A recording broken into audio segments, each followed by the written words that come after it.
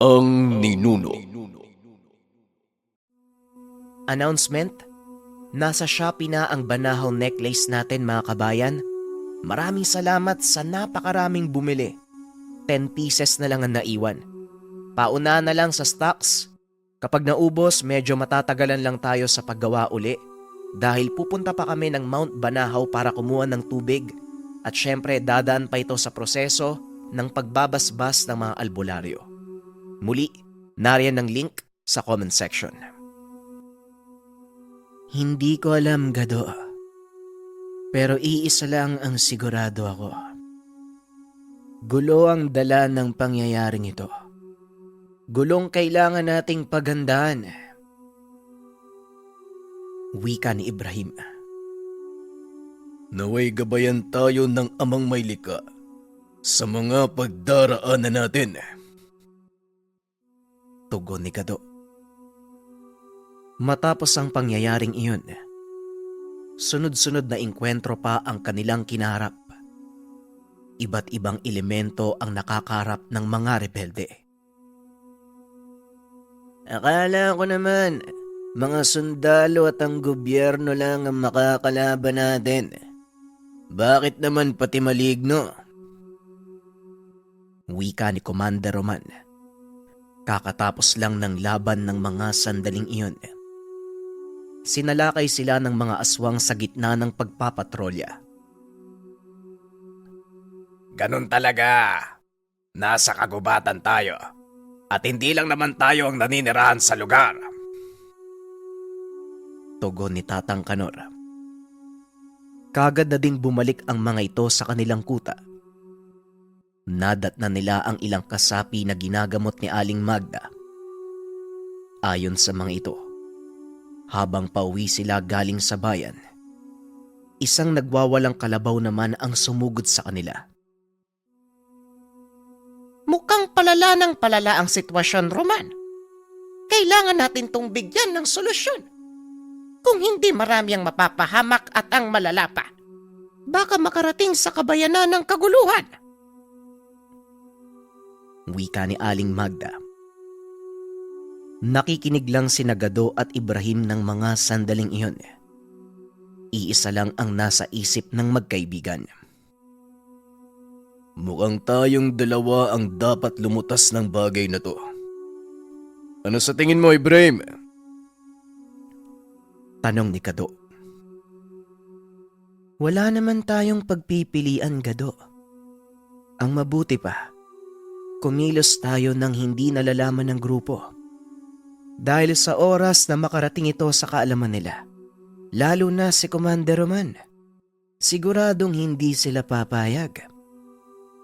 Isa pa, may hinala ako kung sino ang nag-utos sa mga kalalakian nung isang araw. Matapos magkasundo, sa kalagitnaan ng pagpupulong umalis ang magkaibigan. Saan tayo pupunta, Ibrahim? Tanong ni Gado. Gusto mong makita ang lugar kung saan ako isinilang, hindi ba? Tumatango lang si Gado. Matagal na nitong tinatanong ang bahay ng kaibigan. Oo naman. Alam mo, talagang naiintriga ako tungkol sa pinagmulan mo eh. Wika ni Gado. Pwes, doon tayo pupunta. Pero pangungunahan na kita. Hindi madali ang magiging daan papunta roon. Marami tayong makakasagupa. Mga elementong hindi gusto ang presensya natin doon sa lugar. Nung araw na yon, nagsimulang maglakbay ang dalawa papunta sa kabilang bundok. Hindi madali ang naging daan ng dalawa dahil napakasukal ng paligid. Wala masyadong pumapasok sa bahaging iyon. Bagaman kabisado ni Ibrahim ang daan, hindi pa rin maiwasan na maantala ang kanilang paglalakbay dahil sa mga mapaglarong elemento. Sandali lang. Mukhang naliligaw na naman tayo ah. Oo nga no. Ang mabuti pa magpahinga muna tayo dito Gumawa ka ng siga. Ako na ang maghahanap ng makakain natin. Pag-uusap ng dalawa. Kagad namang gumawa ng maliit na silungan si Gado. Nagpaningas ng mga tuyong sanga. Matapos ay naupo ito sa harap ng ginawang apoy habang nag-aantay sa kaibigan. Bigla itong nakarinig ng mahinang angil at mga kaluskos. Marahang tumayo ang binata at bumunot ng itak. Pinili nitong wag magdala ng baril dahil napagtanto ng binata. Walang silbi ang sandatang iyon sa mga makakalaban nila. Patuloy na nakikiramdam ang binata at lalong lumalakas ang mga angil. Pinatay ng binata ang apoy. Nanindig ang balahibo nito nang makita ang pares na nagbabagang mata mula sa dilim. Papalapit ng papalapit ang nilalang sa kinakatayuan ng binata at halos ilang dipa na lang ang layo nito sa kanya. Inihanda ni Gado ang sarili. Nang maramdamang sasalakay na ang nilalang, dali-dali din itong tumakbo pasugod. Nagulat naman si Gado nang biglang hawakan ni Ibrahim ang kamay niyang may hawak na itak. Sandali lang, Gado. Wala kang kalaban-laban sa mga nilalang na yan dahil hindi siya tinatabla ng itak. Wika ni Ibrahim. Ikinumpas nito ang kamay. Muling nagningas ang ginawang siga ni Gado. Tumambad sa dalawa ang nilalang. Malaking aso. Wala itong balahibo, pero napakakapal ng balat. Anong klaseng nilalang yan? Tanong ni Gado. Awok ang tawag sa nilalang na yan. Isang uri ng aswang na may kakayahang magbago ng anyo. Paminsan malaking itim na baboy o hindi kaya naman baboy ramo. Pero sa pagkakataong ito, mukhang nagawa nilang paunlari ng kanilang pagbabagong anyo. Umatras ka muna, Gado. Ako ang haharap sa nilalang na ito. Wika ni Ibrahim. Kagad namang umatras ang binata. Pinanood ang kaibigang makipaglaban. Biglang nagliwanag ang mga tattoo sa balat ni Ibrahim. Ito ang ikalawang beses na nakita ni Gado ang anyo ng kaibigan. Para sa kanya, nangangahulugan na malakas ang kalaban. Ibrahim, mag-iingat ka! Kagad na sumugod ang nilalang. Sinalubong naman ito ni Ibrahim ng malakas na suntok. Bagyang napaatras ang binata. Napagtanto nito kung gaano kalakas ang nilalang. Maganda ka, Gado. Hindi biro ang lakas ng nilalang na ito. Kung sakaling mapuruan ako, tumakbo ka na. Wika ni Ibrahim. Kaso nga lang iba ang tumatakbo sa isip ng binata. Muling sumalakay ang awok. Sa pagkakataong ito, pinili ni Ibrahim na umiwas. Tumama sa malaking bato ang nilalang. Nanlaki mga mata ng binata dahil nawasak ang bato. Mabaging langit. Sigurado ka bang kakayanin mo yan, Ibrahim? Tanong ni Gado. Oo, Gado. Huwag ka nang... Hindi na natapos pa ni Ibrahim ang sasabihin dahil kagad itong sinugod ng kalaban. Malaking sugat ang natamo sa dibdib. Napaluhod si Ibrahim. Kaya naman hindi na nagdalawang isip si Gado na sumali sa laban. Dali-daling tumakbo ang binata papunta sa kinaroroonan ng nilalang. Inundayan ito ng sunod-sunod na taga. Bagaman hindi tumatalab ang talim ng itak, nagagawa naman itong patrasin ang nilalang. Kunin mo ang pagkakataong ito para mapagaling ang sugat mo, Ibrahim. Wika ni Gado. Pinagmamasdan ng binata ang kaibigan. Nakita nito ang malaking pagbabago sa kilos ni Gado. Naging mas mabilis. Naging mas malakas ang bawat atake nito. Idagdag mo pa ang kahusayan sa pakikipaglaban gamit ang itak. Halos hindi makagante ang nilalang. Tumagal ng ilang minuto ang pakikipaglaban ng binata hanggang sa tuluyang gumaling ang sugat ni Ibrahim. Kaagad siyang sumugod upang tulungan si Gado. Laking gulat ng binata dahil ibang anyo na naman ang pinakita ni Ibrahim. Sa pagkakataong iyon, purong puti na ang balat ng binata, maging ang buhok nito. Ramdam na din ni Gado ang napakalakas na puwersa ng kaibigan. Sa tuwing lalapit ito sa kalaban, napapansin ni Gado na umaatras ang awok. Pagharap ni Ibrahim sa kanya, nagulat ito dahil maging ang mukha ng kaibigan napuno na din ng nagbabagang mga tattoo. Maraming beses nang nakita ni Gado na makipaglaban si Ibrahim. Kaso nga lang ito ang unang pagkakataon na makita niya ang ganitong anyo. Tuloy-tuloy ang pakikipaglaban ng binatang gabunan. At habang tumatagal, lalo itong bumibilis. Unti-unti na ring nangihina ang awok. Nang makakita ng pagkakataon, kaagad sumugod si Gado. Kumuha ito ng malaking sanga ng kahoy at hinampas sa ulo ng nilalang, dahilan para masubsob ito sa lupa. Dali-dali namang pinasigundahan ni Ibrahim ng malakas sa suntok habang papatayo ito. Puntiryahin mo ang ibabang parte ng leeg ng awok. Manipis ang balat niya sa bahaging iyon. Wika ni Ibrahim. Nang tuluyang makalayo ang nilalang, sabay sumugod ang dalawa. Naunang tumalon pa itaas si Ibrahim. Samantalang si Gado naman ay dumulas sa lupa. Itinutok nito ang itak pa itaas. Nang tumapat ang binata sa ilalim ng leeg ng nilalang, kagad niya itong itinarak. Natigilan ang nilalang at unti-unting bumagsak. Inantay ng dalawa ang susunod na mangyayari. Kaso nga lang hindi na nakagalaw ang awok. Nagawa mo, Gado. Nakapatay ka ng mataas na uri ng aswang.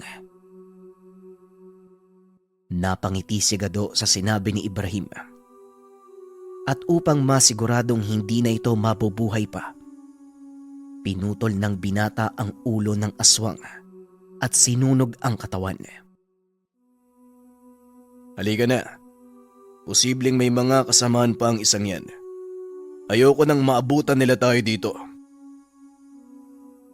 Dali-daling umalis ang magkaibigan sa lugar. Tama ang kanilang hinala. Dahil kung hindi nila napatay ang awok, hindi sila nakalabas sa bahaging iyon ng kagubatan. Ilang sandali pa narating nila ang tuktok ng burol. Walang mga puno sa lugar. Manipis na talahib lang ang tumutubo dito. Medyo malayo pa tayo, Gado. Pero sigurado namang ligtas tayong makakapagpahinga sa lugar na ito. Wika ni Ibrahim. Pinili ng dalawang mamahinga sandali. Kailangan nilang makabawi ng lakas, lalo pat hindi nila alam ang susunod na magaganap. Nakaiga sa damuhan si Gado. Habang nakatitig sa kalagitnaan, mapayapa ang gabing ito. Malinaw ang kalangitan. Tanging liwanag ng bilog na buwan ang nagsisilbing ilaw sa paligid. Habang nakatulala ay biglang nakita ng binata ang isang malaking ibon. Dali-dali itong bumangon. Tinignan kung nasaan si Ibrahim. Nakita niya itong nakatingala. Teka, anong klaseng nilalang yun? Pangkaraniwang ibon lang ba yun? Tanong ni Gado. Sa palagay ko, hindi, Gado. Maganda ka. Dahil isa na namang kalaban ang haharapin natin. Tugon ni Ibrahim. Napakamot ng ulo si Gado. Ay naku naman. Hindi pa nga umiinit yung likod ko sa pagkakahiga. May kalaban na naman. Biglang lumapag ang nilalang sa kanilang harapan. Laking gulat ni Gado dahil naging babae ito. Mandurugo. Kaibigan, huwag kang magpapadala sa panlabas na anyo ng nilalang. Mabangis silang uri ng aswang.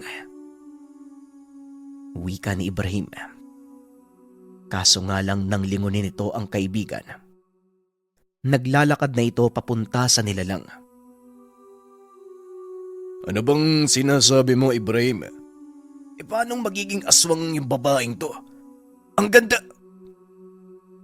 Hindi na natapos ng binata ang sasabihin. Muli itong nagbago ng anyo at lumipad pa ibabaw. Napasigaw si Gado. Dali-daling tumakbo papunta kay Ibrahim. Ibrahim! Takbo! May aswang! Napailing na lang ang kaibigan sa naging reaksyon ni Gado. Dali-daling tumakbo ang dalawa papunta sa malaking puno. Lalampas pa sana si Gado, ngunit hinila ito pabalik ni Ibrahim. Sumandal ka sa puno. Nang sa ganon, hindi ka madagit ng halimaw na yan. Wika ni Ibrahim. Nagpaikot-ikot ang nilalang sa himpapawid na tila naghahanap ng paraan para madagit ang dalawang binata. Hindi tayo pwedeng magtagal sa ganitong sitwasyon. Masyadong mahaba ang oras bago mag-umaga, Ibrahim. Kailangan nating gumawa ng paraan para makaalis dito. Wika ni Gado. Matagal nag-isip ang dalawa hanggang sa magkasundo sila sa iisang plano.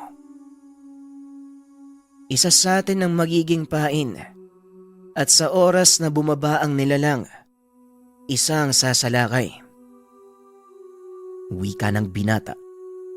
Sabay tulak kay Gado. Walang iya ka talaga. Ibrahim! Bakit ako? Ay! Hindi na nito natuloy ang sasabihin. Nakita ng binata ang mandurugong bumubulusok pa ibaba. Dali-daling bumunot ng itak si Gado. At nang papalapit na ito sa kanya, pikit mata niya itong tinaga. Ngunit naramdaman nitong wala siyang tinamaan. Pagdilat ng laki ang mga mata dahil sakal-sakal na ni Ibrahim ang napakalaking ibon na may ulo ng isang babae. Gado, bilisan mo. Saksakin mo sa dibdib. Hindi na nagdalawang isip ang binata. Kagad nitong itinarak ang itak sa dibdib ng nilalang. Napayaw ang mandurugo. Mabilis itong hinagis ni Ibrahim palayo. Nang makitang buhay pa ito, dali-daling tumakbo si Gado at pinutulan ito ng ulo. Ay, maraming salamat. Halika na, Ibrahim. Umalis na tayo dito. Wika ng binata. Habang tinatago ang itak sa lalagyan. Ngunit nakatulala lang sa kanya si Ibrahim na tila may kung anong nakikita sa likuran ng kaibigan. Unti-unting lumingon si Gado. Hindi ito makagalaw nang makita ang isa pang malaking ibon. Nakabuka ang pakpak. Gado, umilag ka! Wika ni Ibrahim. Huli na ang lahat. Naabot na siya ng nilalang at tinangay pa itaas. Nagpupumigla si Gado habang patuloy na lumilipad ang nilalang na tumangay sa kanya. Pilit niyang iniitak ang paa ng nilalang upang sugatan. Hanggang sa tuluyan niyang maitarak ang talim sa bandang hita ng malaking ibon. Nabitawan siya nito. Sumigaw si Gado habang bumabagsak. Mabuti na lang. Mabilis kumilos si Ibrahim nagawa niyang saluhin ng kaibigan. Maraming salamat, Ibrahim. Walang ya. Hindi ko alam na dalawa pala sila. Wika ni Gado habang nagpapagpag ng katawan. Hindi, Gado. Hindi dalawa ang mandurugo. Nabuhay uli yung pinagutan mo ng ulo. At hayan na, pabalik na siya dito. Tugon ni Ibrahim. Tumalon ito pa itaas para salubungin ang nilalang na bumubulusok pa ibaba. Isang malakas sa suntok ang ibinigay nito sa higanting ibon. Matapos ay hinawakan nito ang ulo ng nilalang. Itinulak papunta sa lupa. Sa sobrang lakas ng pagbagsak ng dalawa, lumikha ito ng malaking hukay sa lupa. Halos hindi makatayo ang nilalang. Kagad nilingon ni Ibrahim si Gado at nagsalita. Gado, sugatan mo ang kamay ko. Ipahid ang dugo sa talim ng itak mo. Naalala ng binata ang dugo ni Ibrahim. Lason sa mga aswang. Dali-daling tumakbo si Gado papunta sa kaibigan. Sinunod ang sinabi nito. Matapos ikalat ang dugo sa itak, dali-dali niya itong itinarak sa katawan ng mandurugo. Paghugot nito, nasunog ang katawan ng aswang. Kung kanina mo pa sana naisip yan, edi dapat kanina pa patay yung higante na yan. May kasalanan ka pa sa akin baka nakakalimutan mo. Wika ni Gado. Patawa-tawa lang si Ibrahim habang nagpapagpag ng katawan. O bakit? Nanalo naman tayo Tugon ni Ibrahim. Kagad na itong nagyayang umalis. Ilang sandali pa sumikat na ang araw. Nakaramdam ng matinding pagod ang dalawa. Napasandal sila sa malaking puno at hindi na malayang nakatulog. Nagising si Gado dahil may kung sinong yumuyugyug sa kanya. Nang magmulat ito ng mata, may nakita itong sibat na nakatutok sa kanyang dibdib. Nang lingunin ito si Ibrahim, nakatayo na ito habang nakatali ang mga kamay. Huwag kang kikilos, Gado. Sumunod ka na lang kung ayaw mong mapahamak. Hindi na nakapagsalita si Gado. Tinakpan ng kanilang mga mata. Pinaglakad ng napakalayo. Kapwa hindi nagsasalita ang magkaibigan. Hanggang sa tuluyan nilang marating ang destinasyon. Inalis ng bumihag sa kanila ang mga piring at nakita ang mga sarili. Nasa loob ng seldang gawa sa kawayan. Sino ba ang mga taong to? At bakit nila tayo hinuli? Tanong ni Gado. Mas mabuting manahimik na lang tayo, Gado. Hindi mo gugustuhin makipag-away sa mga taong yan. Maniwala ka sa akin. Tugon ni Ibrahim. Maya-maya pa may lumapit sa kanilang matanda. Inusisa ang mga ito. Naglalakad ito paikot sa kulungan habang nagsasalita ng hindi maunawa ang lingwahe. Ilang sandali lang umalis na rin ito. Pinakiramdaman ng dalawa ang susunod na magaganap. Ngunit wala namang naganap na kakaiba. Kinagabihan pinalabas sila ng selda. Dinala sa isang malaking bahay na animoy bulwagan. Pagkarating sa loob, tumambad sa kanila ang napakalaking baboy ramon na nasa kulungan habang nakapaikot ang napakaraming tao. Ang maipapayo ko sa iyo, Gado, lumaban ka hanggat kaya mo. Sikapin mong manalo dahil kung hindi, kabaliktaran ang mangyayari. Tayo ang magiging hapunan ng mga taong yan. Napatingin si Gado sa kaibigan. Hindi magandang biro yan, Ibrahim. Pero kung totoo man ang sinasabi mo, ayoko mailaga sa isang malaking kaldero. Habang nag-uusap ang dalawa, hinagisan sila ng mga sandatang gagamitin. Dumampot ng sibat si Ibrahim, habang palakol naman at itak ang kay Gado. Nagulat si Gado sa ikinilos ng kaibigan. Himala, dumampot ka ng sandata. Hindi mo ba kayang lumaban gamit ang lakas mo? Tanong ni Gado. Hindi, kaibigan. Hindi nila pwedeng malaman ang totoo kong pagkatao. Lalo tayong mapapahamak. Isipin mo ngayon kung paano nating matatalo ang higanting baboy ramo na yan. Tugon ni Ibrahim. Maya-maya pa naghiyawan ang mga tao. Unti-unting bumukas ang kulungang kinalalagyan ng malaking baboy ramo. Eto na. Eto na, Ibrahim! Wika ng binata habang naghahanda sa pagsugod ng malahalimaw na baboy. Binato ng sibat ni Ibrahim, kaso nga lang hindi tumama.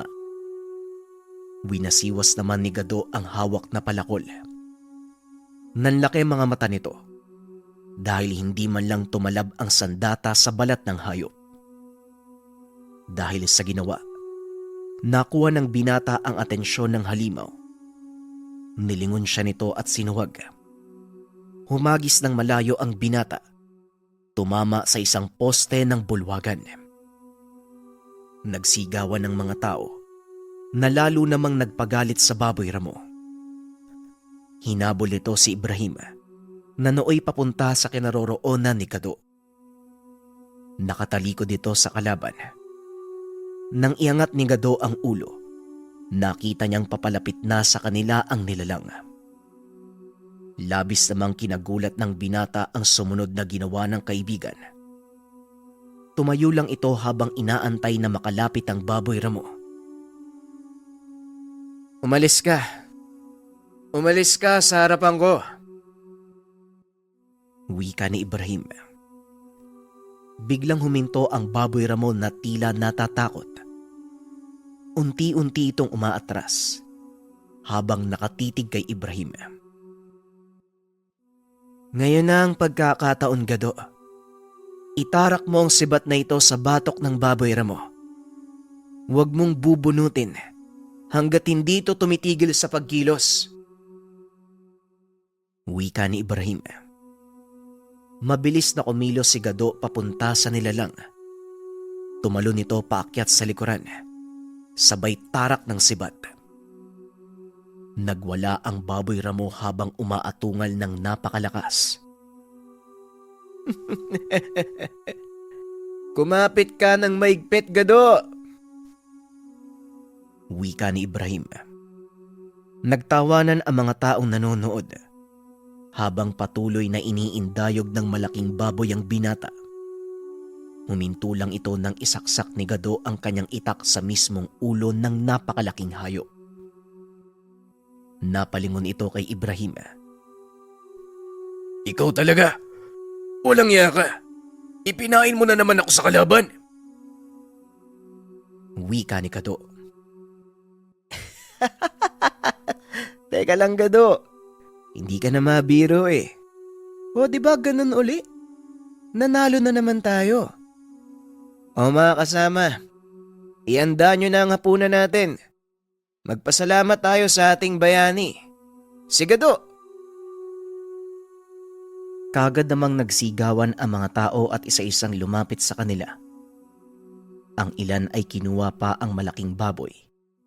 Ang ilan naman ay pinuri si Gado. Ibrahim, anong ibig sabihin nito? Simula umpisa, kasabwat mo na ang mga tao dito. Sira ulo ka talaga. Alam mo bang hanggang batok ang kaba ko? Walang tigil sa kakatawa si Ibrahim. Imbis na magalit, sumama na siya sa tawanan. Pasensya ka na, kaibigan, kung napaglaruan kita. Ang totoo, habang naglalakbay tayo papunta dito, nagpadala ako ng mensahe sa pangkat ng mga katutubo. At sakto namang pagdating nila, napakaimbing ng tulog mo. Naisipan kong paglaruan ka at subukin ang tiwala mo sa akin. Hindi lang basta kalokohan ang ginawa ko, kaibigan. Ito'y sukatan kung gaano kalaki ang paniniwala at pananalig mo sa akin. Pumasa ka, kaibigan. Binabati kita. Wika ni Ibrahim. Dito na ibinahagi ng binata ang totoong kaganapan sa kanyang buhay at kung paano niyang nakilala ang pangkat nito. Ang mga sumusunod ay batay sa kwento ni Ibrahim. Ayon sa binata, sanggol pa lang ito nang naiwan ng ina sa kagubatan. Ang pangkat ng agbuong ang siyang nakapulot sa kanya. Inaruga nila ang sanggol at hindi tinignan ang pinagmulang lahi nito. Lumaki sa ilalim ng patnubay ng mga katutubo ang binata. Hanggang sa ang panahon na mismo ang naglantad ng totoong pinagmulan niya. Ibinigay din sa kanya ang pangalang Ibrahim, na ang kahulugan ay ama ng marami.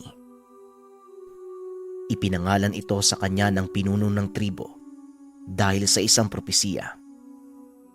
Magiging ama siya ng isang bagong lahi at mula sa kanya magmumula ang isang malakas na angkan na magsisilbing taga-ingat ng lahat ng may buhay sa mundo. Bigla namang naputol ang usapan ng dalawa nang pumasok sa kanilang kubo ang isang bata. Manong Ibrahim, nandito ka nga.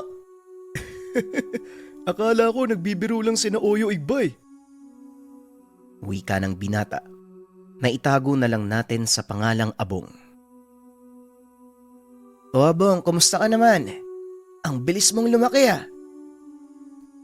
Tugon ni Ibrahim. Aba oo naman. Gusto ko mapantayan yung lakas mo eh. Kaya hindi ako tumigil sa pagsasanay. Teka, bakit nga pala kasama mo tong taong to? Taga-syudad ba siya? Tanong ni Abong. Hindi Abong. Kasapi siya ng rebeldeng pangkat. Siya ang tumulong sa akin nung hinabol ako ng mga kalahi ko. Gado ang pangalan niya. Pagpapakilala ni Ibrahim sa kaibigan. Ako nga pala si Gado. Ikinagagalak kitang... Wika ni Gado habang inaabot ang kamay. Tinapik ng binata ang kamay nito. Ikaw? Ikaw yung nagligtas kay Manong Ibrahim? Parang hindi naman ako naniniwala. Isang pangkaraniwang tao, ililigtas ang anak ng hari ng mga gabunan. Pangmamaliit ni Abong kay Gado. Napakamot na lang ng ulo ang binata at hindi na ito pinatulan. Ngunit ang nakakuha ng atensyon ni Gado, ang sinabi ni Abong, anak ng hari ng mga gabunan ang kaibigan. At dahil hindi na pinatulan pa ni Gado ang pangungutya ni Abong, inakala nitong doon na nagtapos ang tensyon. Nagpaalam na lalabas ng kubo ang binatang katutubo at bago ito tuluyang umalis, nilingon nito si Gado. Bukas ng gabi, may gaganaping subukan ng lakas ng mga mandirigma ng tribo. Kung talagang ikaw ang nagligtas kay Manong Ibrahim, hinahamon kitang sumali. Nanlaki mga mata ni Ibrahim sa inasal ni Abong. Ang buong akala niya ay mahinahon at ni minsan hindi ito naghamon o nagsimula ng gulo. Mukhang malaki na nga ang pinagbago mo, Abong. Pero Gado, hindi mo maaaring tanggihan ang hamon na yan. Paglapastangan sa kanila ang pagtanggi sa isang hamon. Wika ni Ibrahim. Sino naman ang nagsabi na aatrasan ko ang hamon niya? Tignan mo, ilulugar ko ang kayabangan niyang batang yan. Umiling si Ibrahim dahil sa naging tugon ng kaibigan. Walang kaalam-alamang binata sa taglay na kakayahan ng mga agbuong.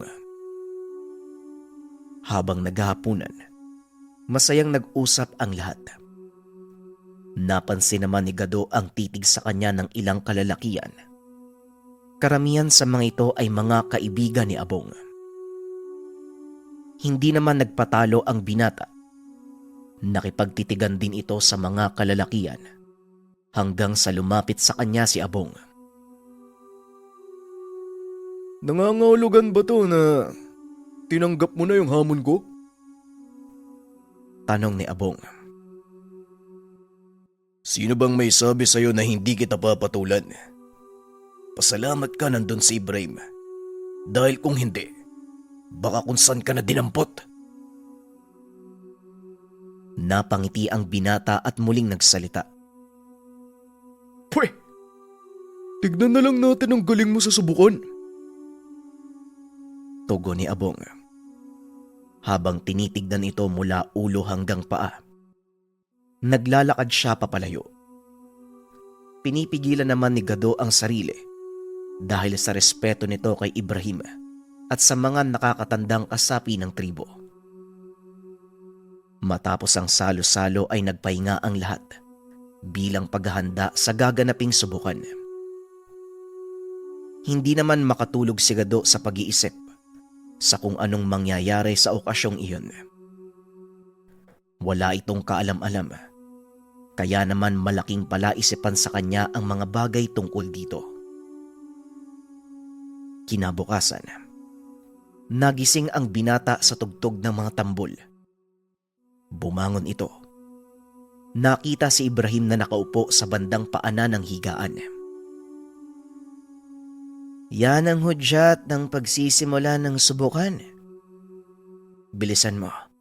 Magpalit ka ng kasuotan at gamitin mo ito. Wika ni Ibrahim habang inaabot ang isang kasuotang pangkatutubo. Dali-dali naman itong sinuot ng binata. Tinignan ang sarili sa malaking salamin. Kamuntikan ko nang hindi makilala ang sarili ko. Sa inagap, Ibrahim, hindi ko inisip na makakapagsuot ako ng ganitong kasuotan. Wika ni Gado. O, diba? Bagay naman sa'yo Alam mo, Gado, ang pagsusuot ng ganyang kasuotan ay pagpapakita na nare-respeto mo ang tradisyon ng tribo at pagpapakita na kaisa ka nila. Ang labanang ito, hindi lang pagtatagisan ng lakas para mapatunayan kung sino ang mas malakas. Ito ay pagpapakita ng respeto at sukatan kung karapat dapat kang irespeto. Pagpapaliwanag ni Ibrahim. Maya-maya ay naglakad na palabas ng kubo ang magkaibigan. Diretso nilang tinahak ang ginawang bulwagan para sa subukan. Pagkarating doon, kagad naghiyawan ang mga tao. Nag-aantay na ang pangkat ni Abong na binubuo ng 5 katao. Nakatingin lang si Gado sa binata. Tinandaan ang sinabi ni Ibrahim. Biglang nawala ang inis na nararamdaman. Napalitan ito ng pananabik sa mga susunod na magaganap. Ganyan nga, Gado. Magsaya ka. Huwag mong pairali ng galit. Ipakita mo sa kanila na ikaw ang taong nagligtas sa prinsipe ng mga gabunan. Wika ni Ibrahim. Tumangulang si Gado. Naglakad papunta sa gitna ng bulwagan. Nagsigawan ang mga tao. Itinaas nito ang kamay sabay sigaw. Lalo pang lumakas ang mga sigawan. Naglakad si Abong papunta sa gitna. Ganon din ang ginawa. Halos hindi magkamayaw ang mga tao sa pananabik sa susunod na laban. Ito ang kauna-unahang pagkakataon na may dayong sumali sa kanilang subukan. Bagaman hinamon kita, huwag mo sanang isipin na pangmamalit ang ginawa ko. Gusto ko lang makita kung gaano nga ba kalakas yung taong tumulong kay Manong Ibrahim. May isang malakas na uri ng aswang, mataas na uri ng gabunan. Wika ni Abong. Sumagot naman si Gado. Huwag kang mag-alala, Abong. Hindi ko tinitigdang pangmamalit ang hamong ito. Inaamin ko nung una na inis ako eh. Dahil hindi ko pa lubusang nauunawaan ang kahulugan ng sukatang ito. Pero ngayon, tignan natin kung ano ang magaganap. Matapos ang pag-uusap, bumalik na ang dalawa sa kani-kanilang sulok. Pinapili sila ng sandatang gagamitin. Muling nagkatinginan ang dalawa at kahit sa titig lang, nagkasundo ang mga ito na purong lakas ang pareho nilang gagamitin sa laban. Maglalaban kami gamit ang kamao. Walang anumang sandata. Wika ni Abong. Tama si Abong. Walang sandatang gagamitin. Tugon ni Gado. Muling naglapit ang dalawa. Nagbigay na ng hudyat na magsimula ang laban. Kapwa nakangiti ang dalawang mandirigma at nagsimula. Muling naghiyawan ang mga tao dahil kapwa nagpakita ng kakaibang lakas ang dalawa. Pinahanga mo ako, Abong. Hindi ko akalaing ganito ka pala kalakas. Magiging masaya ang labang ito. Kaya huwag ka munang susuko. Wika ni Gado. Ganon din ako, Gado. Humahanga din ako sa lakas mo. Pero hindi pa ito sapat para masagot ang tanong ko. Kung paano mong nailigtas ang anak ng hari ng mga gabunan. Tugon ni Abong. Sabay suntok kay Gado. Nasalo naman ng binata ang kamaon nito. Nagpakawala din ng malakas sa suntok ang katunggali.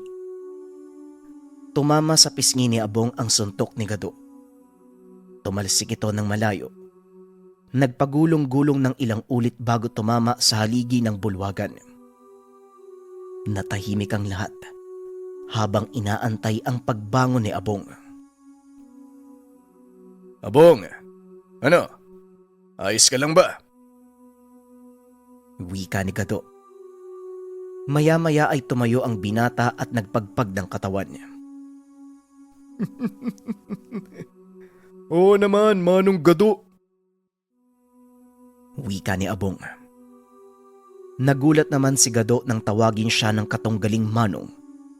Tanda ito na unti-unti niyang nakukuha ang respeto ng binata. Kung ganon, ituloy natin ang laban. Wika ni Gado.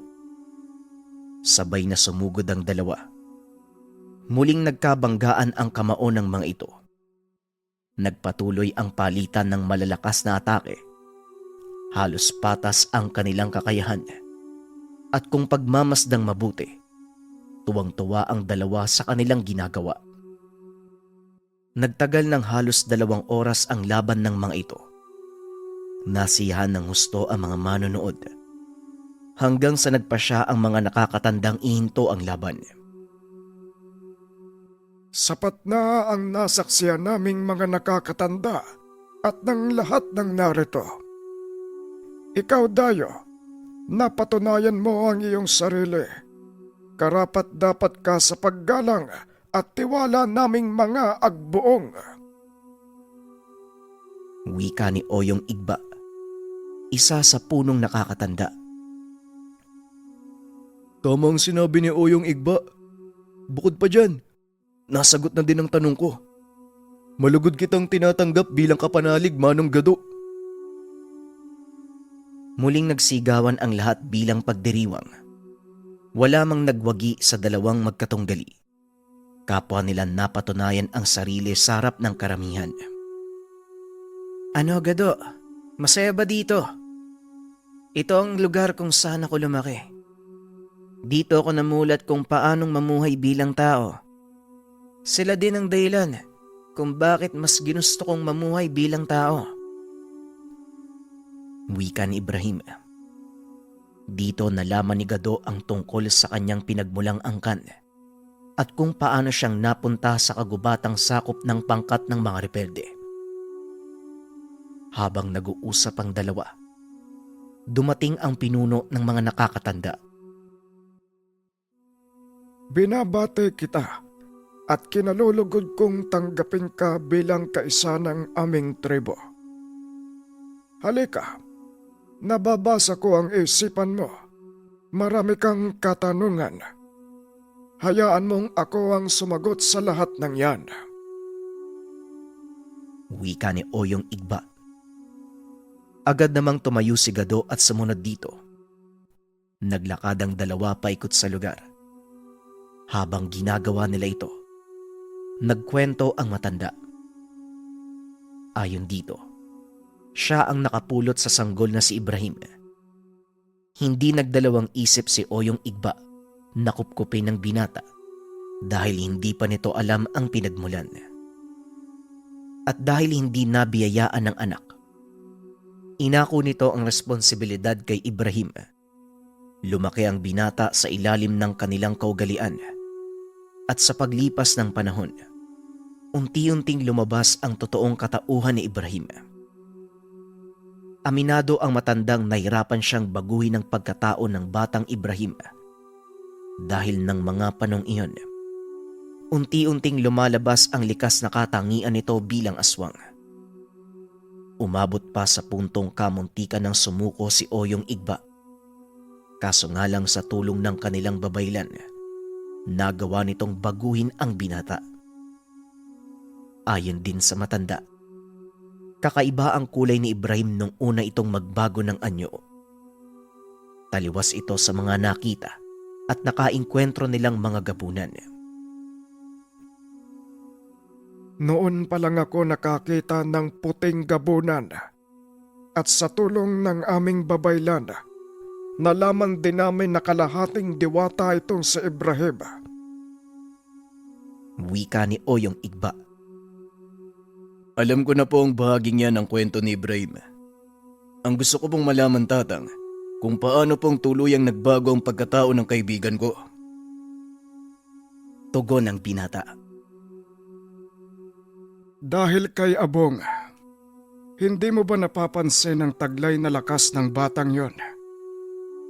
Maniwala ka o hindi, ang nilabanan mo ay isang paslit. 12 taong gulang pa lang si Abong. Mula naman ito sa angkan ng mga muwa. Tao ang kanyang ina, kaya nakuha nito ang parehong anyo ng muwa at tao. Nanlaki ang mga mata ni Gado nang malamang mula sa angkan ng mga muwa si Abong.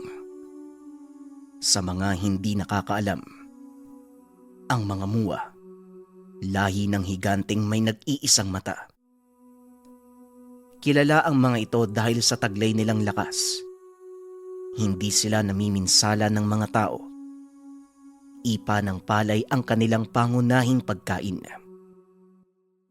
Malahigante ang anyo ng mga ito. Ang masamang ugali lang ng mga muwa, kung magustuhan nila ang isang bagay, hindi nila ito titigilan hanggang sa mapa sa kanila. Kaya naman pala napakalakas ng batang yon. Pero ano ang kaugnayan ni Abong sa pagbabago ni Ibrahim? Tanong ni Gado. Dahil sa iyak ni Abong, noong sanggol pa lang ito. Tugon ni Oyong Igba. Ayon dito, minsang nagwala si Ibrahim. Marami sa kanilang mga katribo ang napahamak sa kalagitnaan ng pag-aamok nito. Biglang umalingaw-ngaw ang iyak ng isang sanggol. Napahinto ang binata na tila umiral sa kanya ang ugali ng mga diwata. Isa pang kaalaman, ang mga diwata ay may natural na hilig sa mga sanggol. Hinanap ito ni Ibrahim nang makita niya ang sanggol na si Abong. Kagad niya itong kinalong upang patahanin. Dito napagtanto ng matanda na ang kahinaan ni Ibrahim ay mga sanggol. Ito ang pinagbatayan nila na mas lamang ang dugo ng mga diwata sa kanya kumpara sa pagiging aswang. Ito ang naging daan upang tuluyang magbago si Ibrahim. Maging kami, hindi makapaniwala kung paano naming napaamo ang isang mabangis na prinsipe ng mga gabunan. Wika ni Oyong Igba. Napukaw naman ang atensyon ni Gado sa sinabi nitong prinsipe ng mga gabunan ang kaibigan. Oo nga pala, Tatang. Nabanggit sa akin kanina ni Abong. Pero, paano nangyari yun? Paano niyo nasabi na prinsipe siya ng mga gabunan? Tanong ni Gado. Nakita ko na ang hari ng mga gabunan, ang totoong ama ni Ibrahim. Yon ay nang natuklasan nila na nasa pangangalaga namin ng binata. Halos kapareho ng kanyang ama ang markang nakaukit sa balat ni Ibrahim. Tugon ni Oyong Igba. Dagdag pa nito, sa pilitang kinuha ng mga gabunan si Ibrahim sa pag-uutos ng kanyang amang hari. At dahil ayaw nitong mapahamak ang nakagisnang pamilya, pinili ng binatang sumama. Hanggang sa natuklasan nito ang nakakatakot na katotohanan tungkol sa dahilan kung bakit siya kinuha ng ama. Napaka-komplikado ng naging buhay ni Ibrahim. Alam mo bang, dinukot ng kanyang ama ang ina niyang diwata upang mabuo lang siya. Ito ay para magkaroon siya ng panghahawakan sa kaharian ng mga nilalang. Balak nilang gamitin si Ibrahim bilang susi upang makalabas-pasok sa kaharian ng mga diwata. Pagpapaliwanag ng matanda. Dagdag pa nito, nang malaman ni Ibrahim ang lahat ay pinili niyang tumakas. Kaya hinabol siya ng ilan sa kanilang mga kalahi at dito siya natagpuan ni Gado.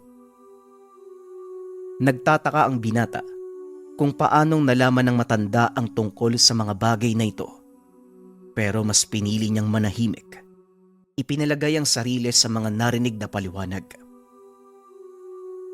Ngayon naiintindihan ko na kung bakit may kakayahang makipag-ugnayan si Ibrahim sa mga elemento.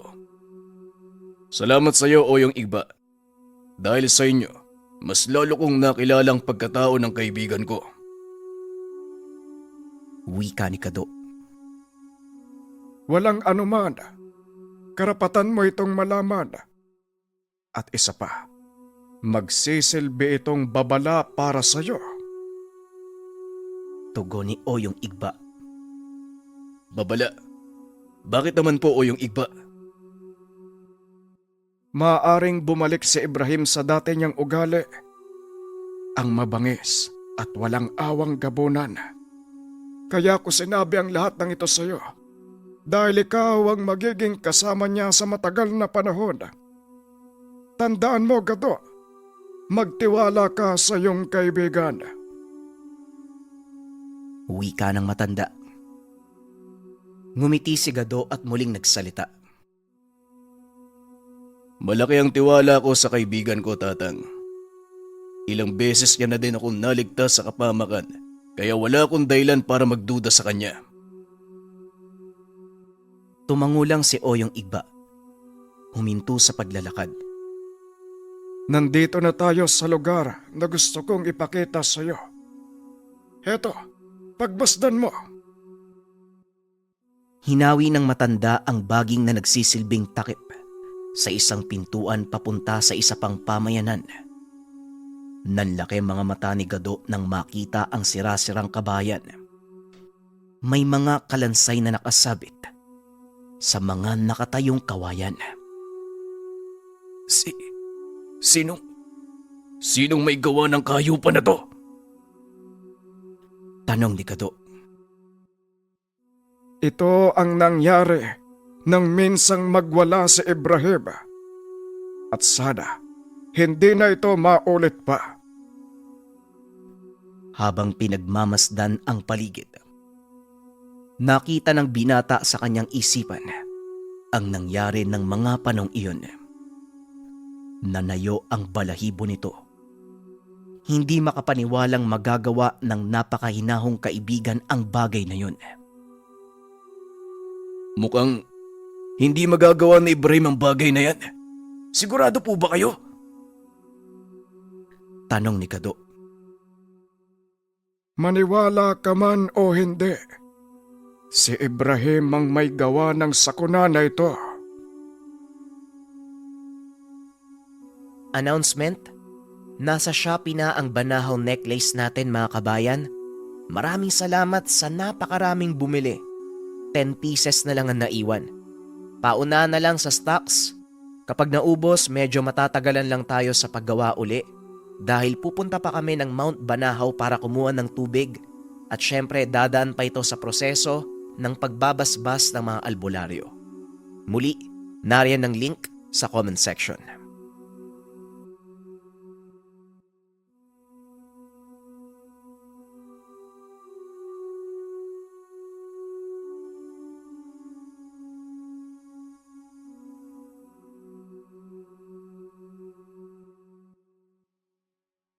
Ang ninuno.